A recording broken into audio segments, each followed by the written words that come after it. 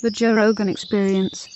It doesn't mean just because you don't like Trump as an individual that suddenly you're okay with hard left policies. Right. But I think the Democrats make that mistake. They think they think that that's the solution to Trump. Go as far away from him as possible. Yeah, and then you can't find a center. I think exactly that's the solution. I think the solution's somewhere in the center. And when you see shit like what's happening in Portland and Seattle, I think people are more aware than ever now that civil unrest is like it's very strange. It's very strange to watch them try to break into that. What was the building in Portland they were trying to break into? The Hatfield courthouse, the federal courthouse. Yeah. That was insane. Yeah. Watching that was insane. I don't understand the motivation. Like connecting that to how do you connect that in Portland, the most liberal city in the country? How do you arguably, right? Probably the most liberal. Yeah. The most progressive. Seattle. Portland. Right there. Yeah. How do you connect that to Black Lives Matter? I mean, how do you connect that to George Floyd's death? How do you connect that to why? I just don't understand. Why would you try to break into the courthouse? They're trying to recreate what went wrong, what didn't work in Seattle. Right, that whole zone, autonomous zone, that didn't work. I mean, that was nonsense. It was crazy. You made a worse version of America in 6 blocks. It's like one of those little, tiny, like if you took like a glass dome and you put like little animals in there and you let them eat each other alive. Like that was like we're gonna create utopia in glass. Like they made a worse version of the United States. They put up borders immediately. They stopped people from coming in. They had armed guards. They wind up using police tag. They didn't have cops, but they have people that acted like cops and beat the fuck out of people for filming. Right. The whole thing was madness. They had murders. It was crazy. It was quick. It's I mean, look, Portland. I know Portland extremely well. My parents, lived in Portland for a couple of decades. It's a beautiful place. It used to be a hell of a place, but over the years, and I know Republicans and Democrats who feel the same way who are in Portland and the surrounding area, and they all feel like this place is slowly, circling down the toilet because of local and state management, right? And so, what happened in Portland? Not really a surprise. It's the same. The people that do this sort of activity, right? That have been referred to as Antifa or anarchists or whatever. They're the same sort of trustafarian, bottom-feeding folks in really any city in the world who engage in a WTO protest because it's cool to get out there and protest. I don't understand the mentality, but if you try to figure out a motivation for them, you'll lose your mind because they really don't have one. You could take 10 of those people out of Portland who are engaged in sort of the violent activity and ask them, well, why are you doing this? And you'll get 10 different answers. I do think a lot of this is coming from empathy, which is a good thing. And I have to say, with regard to the issue of transitioning children, I do support transitioning in adults. I think it can help adults who are transgender. I think if you were an adult, it's your decision, it's your body. It's no one's place to tell you what to do. But I think a lot of this is coming from, so I grew up in the gay community, and I remember seeing how homophobic people could be toward my friends. And I think things have changed. Things have gotten better in some ways. I think homophobia still exists, and we can talk about that because I do talk about how that affects a lot of what we're seeing in the book. But I think for a lot of people, they look at that and they say, okay, we were wrong about that. We were wrong to treat gay people differently. We were wrong to say that being gay is something you can change. So now they've gone completely in the opposite direction, saying, okay, no matter what anyone says with regard to their identity, with regard to their gender, this is something that we should not challenge, we should fully support. And if you question it in any way, even in the most nuanced or sensitive way, as I try to, and as I think you do, that's still not acceptable. Yeah, that's what's strange. It's an ideology. It's rigid. It's like a religion. It is. I find people who are, middle of the road, they're not sure what to think. If they read my work or they talk to me, they say, oh, wow, I never realized that. I didn't know the science said that. And they change their perspective. But I think for some people, if they are very much invested in the identity or very, very invested in activism, or for whatever reason, this ideology means something to them, you just cannot reason with them. It doesn't matter what the science says, they will find something to pick at. And especially with desistance, which is that the research I was mentioning where it shows that most kids will not feel gender dysphoric anymore when they reach puberty. some people cannot accept it, and they will call you transphobic, they'll call you bigoted. And, I don't think I'm any of those things. I'm really just trying to help prevent these children from making potentially a very bad decision that they're going to regret. And especially now, we're seeing in the UK that this is happening, where more detransitioners are saying, this was something I regret, this was a mistake, why did the adults not challenge me?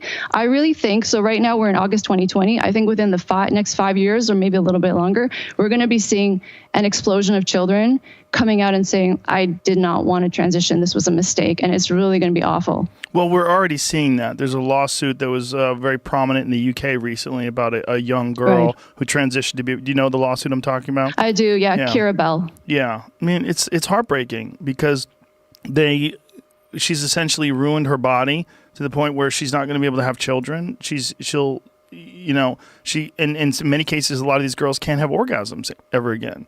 No.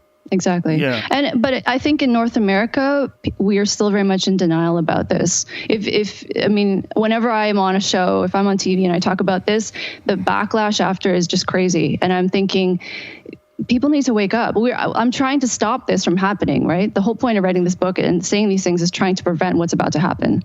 It's important, I can't help talking about the death penalty when we talk about Shorty Clemente, because in this country, a lot of people still believe in the death penalty, and I don't. And what I say to people who believe in the death penalty is, I respect your view, but what percentage of innocent people are you okay with executing, right? Because the system is fundamentally flawed. And even if the system was reformed in all the ways that we could sit here and think of, right, and I have some ideas on that, there's still going to be errors. There are always going to be errors made. And so you have to accept that there are going to be mistakes. We know that, like in Florida, where Josh represents James Daly, and again, we did a podcast episode about his case as well.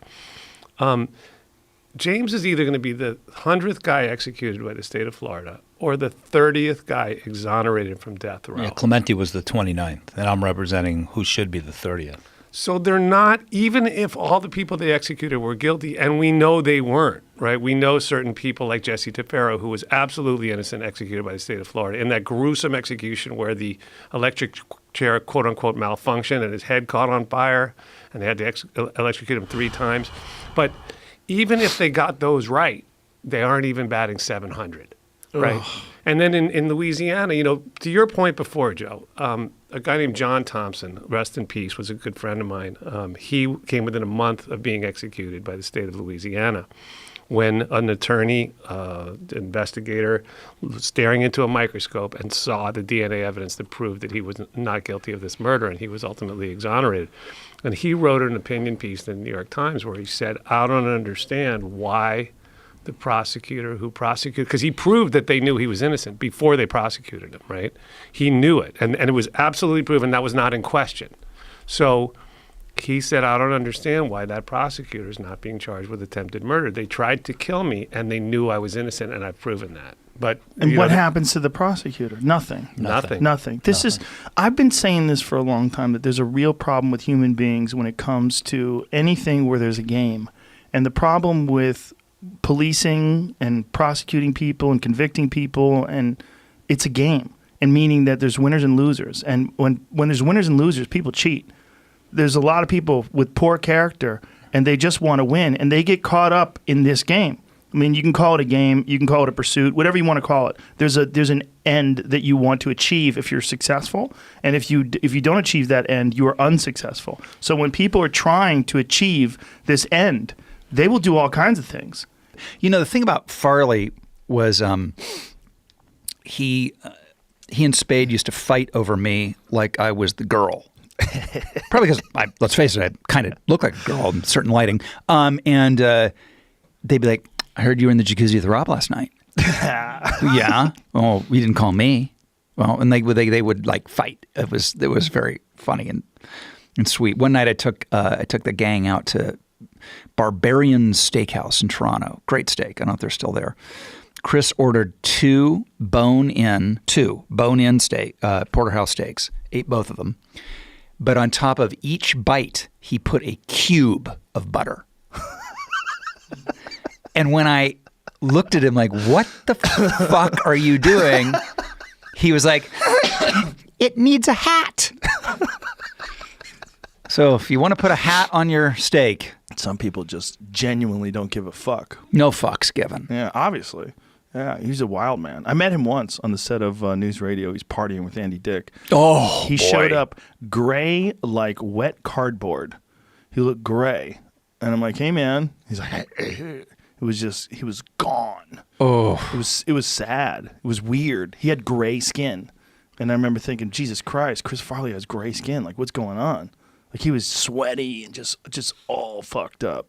Yeah, he had major demons, and a lot of us really worked, were worked out for, but it's some people can't make that leap, man. The thing about him though is I always wonder about guys like that are so powerful. Like, is it the demons that made him so good? He was so good. So good. When he would go ape shit, I mean, he had the fucking horsepower he had. It was so stunning. Like when you have these scenes when he would just go fucking crazy, it was so fun. And you would wonder, like, what is that same thing? What makes him? I mean, because it was so real. Is that what made him just go crazy with coke and go crazy with everything else? I mean, I think like normal people, like I don't see a lot of normal people drawn. Well, why would any normal person want to be in entertainment? Right.